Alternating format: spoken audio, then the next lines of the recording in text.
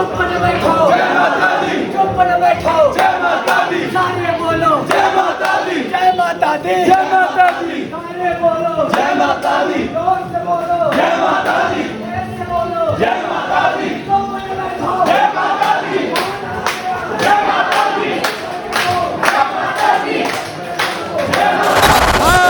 तेरे बिना रह नहीं सकता, जुदाइयां सह नहीं सकता, मैं तेरे बिना रह नहीं सकता, जुदाइयां सह नहीं सकता, मैं तेरे बिना रह नहीं सकता, जुदाइयां सह नहीं सकता, तेरे बिना रह नहीं सकता, जुदाइयां सह नहीं सकता। जय माता दी। एक और नए वीडियो में एक बार फिर से आपका बहुत बहुत स्वागत है। मेरा नाम है आयुष और आप देख रहे हैं आपका प्यारा यूट्यूब चैनल ट्रेन राइडर।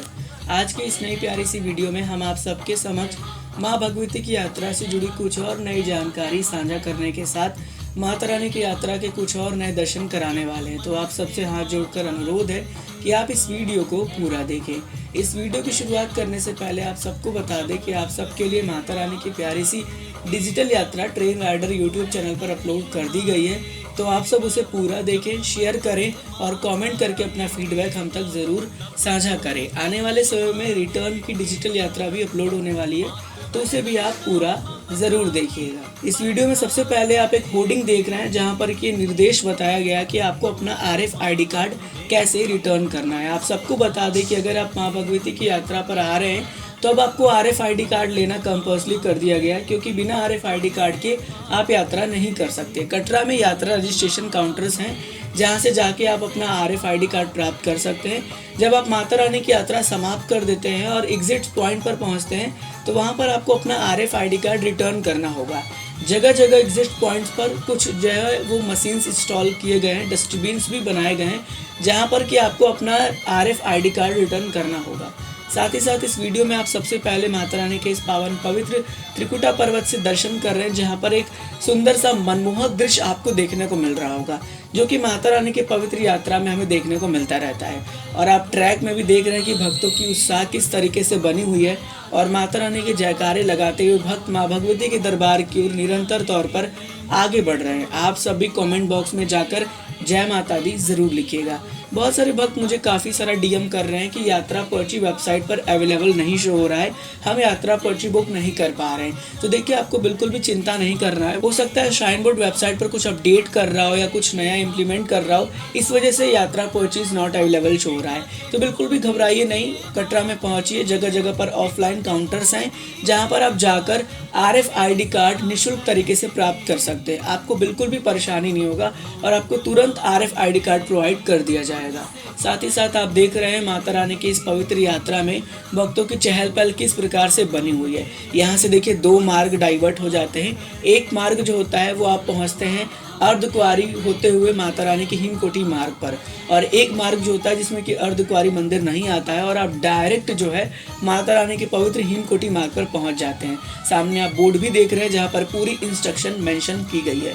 अब बात करें यात्रा में हालात की और भक्तों की संख्या की, तो इस समय माता रानी की अनुपम कृपा से भक्तों की संख्या लगभग 30,000 से लेकर 35,000 के आसपास बनी हुई है। और ये संख्या कम और ज़्यादा होती रहती है, क्योंकि संडे सैटरडे में संख्या और ज़्यादा बढ़ जाती है और इसके अलावा और सारे डे में संख्या जो है वो डिक्रीज होने लगती है।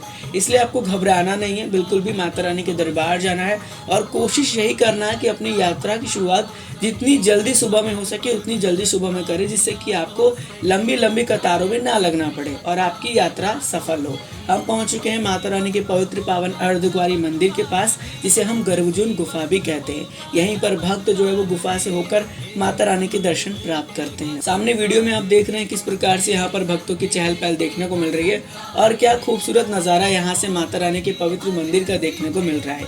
अगर बात करें यहाँ पर वेटिंग समय की, तो इस समय यहाँ पर 48 घंटे का वेटिंग समय चल रहा है और ये वेटिंग समय कम भी होता रहता है, ज़्यादा भी होता रहता है। जैसे जैसे भक्तों की संख्या बढ़ती है, कम होती है, इसलिए आप बिल्कुल भी घबराइए नहीं। मैं आपको अभी करंट की जानकारी दे रहा हूँ, हो सकता है फ्यूचर में थोड़ा बदलाव आ जाए। तो आप वहाँ पर जाइए, पता करिए, अगर आपका समय आता है, नंबर आ रहा है तो तुरंत दर्शन कर लीजिए। अगर समय लगता है तो पहले भवन जाइए, भवन से भैरव घाटी जाइए और रिटर्न आने के बाद आप यहाँ पर आकर दर्शन कर सकते हैं। आप सबके समक्ष भैरव घाटी का नज़ारा प्रस्तुत है। सामने आप देख रहे हैं किस प्रकार से भैरव घाटी में भी चहल पहल भक्तों की देखने को मिल रही है। और यहाँ पर भी भक्त जो है वो माता रानी के दर्शन करने के बाद भैरव बाबा के दर्शन कर रहे हैं, फिर जाकर उनकी यात्रा सफल होती है। भैरव घाटी जो मंदिर होता है वो सुबह 7 बजे से लेकर 8:15 तक बंद रहता है और शाम में भी यही समय होता है। तो इस बात का खास ख्याल रखिए कि मंदिर बंद होने से पहले ही दर्शन कर ले, या फिर मंदिर बंद होने के बाद जब मंदिर दोबारा से खुलता है तो उसके 1 से आधे घंटे बाद दर्शन करें, तो आपको दर्शन बहुत अच्छी तरीके से होगा।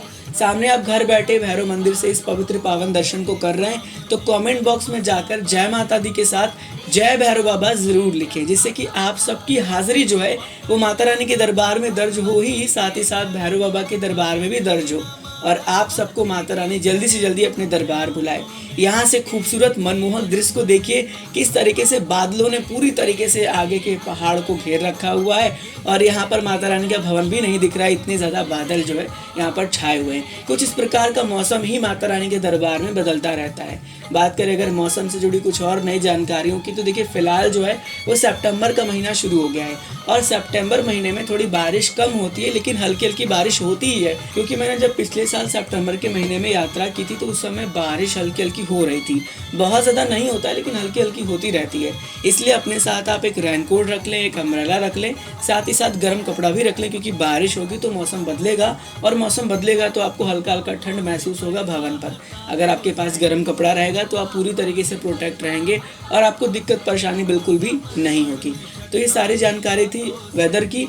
अब बात करें माता रानी की यात्रा में मिलने वाली सुविधाओं की, तो फिलहाल माता रानी की अनुपम कृपा से सारी सुविधाएं भक्तों को निरंतर तौर पर मिल रही है, किसी प्रकार से कोई दिक्कत नहीं है। अगर आप माता रानी के दरबार जा रहे हैं तो आपको हेलीकॉप्टर की सुविधा भी मिल जाएगी, बैटरी कार की सुविधा भी मिल जाएगी, घोड़ा पिट्ठू पालकी की सुविधा मिल जाएगी। बिल्कुल भी घबरा के नहीं चलना है। और घोड़ा पिट्ठू पालकी का जो पहले रूल था उसी को लागू कर दिया गया, क्योंकि कल जो है एक और स्ट्राइक हुआ था, छोटा सा स्ट्राइक था, जहाँ पर श्राइन बोर्ड ने घोड़ा पिट्ठू पालकी की जो भी बातें थी उसको पूरी तरीके से मान लिया है। तो अब आपको सुविधाएं उसी तरह से मिलने वाली हैं जैसे कि पहले मिलती थी। हालांकि अगर कोई भी घोड़ा वाला आपसे ओवर चार्जिंग करता है तो उसका कंप्लेन आप श्राइन बोर्ड को कर सकते हैं। श्राइन बोर्ड ने बड़ा डिसीजन लिया है कि उनके लाइसेंस को वो कैंसिल कर देंगे। तो इस बात का ध्यान रखें कि अगर कोई भी ओवर चार्जिंग करता है तो आप श्राइन बोर्ड से कंप्लेन कर सकते हैं। साथ ही साथ आप कोशिश करें कि जब भी माता रानी के दरबार जा रहे हैं जितना हो सके पैदल यात्रा करें। पैदल की अनुभूति बहुत ही अलग होती है। बात करें अगर माता रानी की यात्रा में कोविड्स गाइडलाइन की, क्योंकि काफ़ी सारे भक्त कहते हैं कि आप कोविड्स गाइडलाइन नहीं बताते। देखिए कोविड्स गाइडलाइन पहले जैसी ही है, आपको बिल्कुल भी घबराना नहीं है। मेरी पहली प्योरिटी है कि अगर आपने वैक्सीन की दोनों डोज लिए तो अपने साथ सर्टिफिकेट साथ रखें। अगर आपने वैक्सीन नहीं लगवाया है या फिर आपको सिंगल डोज लगा है तो अपने घर से टेस्ट ना करा के जाएं, क्योंकि वहाँ पर भी कोई चेकिंग नहीं हो रहा है, ना ही कोई टेस्टिंग हो रहा है। अगर वहाँ पर फ्यूचर में टेस्टिंग होता है तो कराइए, नहीं तो आप दरबार की ओर आगे बढ़िए।